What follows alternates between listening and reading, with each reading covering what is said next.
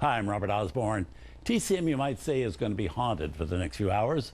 We have two films coming up that deal with ghosts, but not the scary kind.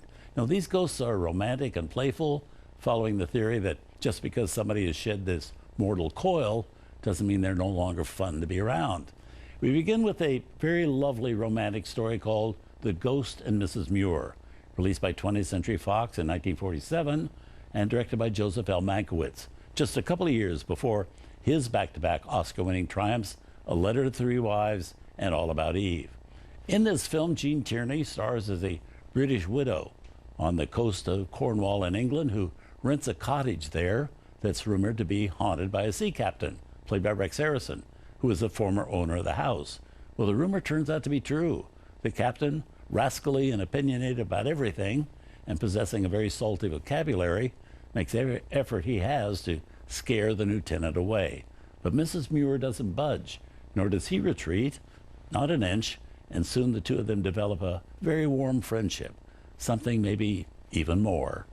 Now, the film received an Oscar nomination for its black and white cinematography by Charles Lang Jr., also has a beautiful music score by the great Bernard Herrmann, who didn't receive any attention from Oscar that year, yet Herrmann himself considered his work on this film the best he ever did.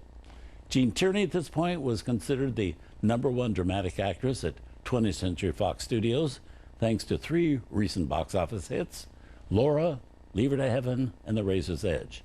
Well, she's gorgeous as always, but not a face in the misty night. Not this time. This was a delightful change of pace for her. As for Rex Harrison, he just made a big hit in his first American movie, Anna and the King of Siam. All this 10 years before he had his huge triumph on Broadway in My Fair Lady. So 1947, also with George Sanders and a 9-year-old Natalie Wood.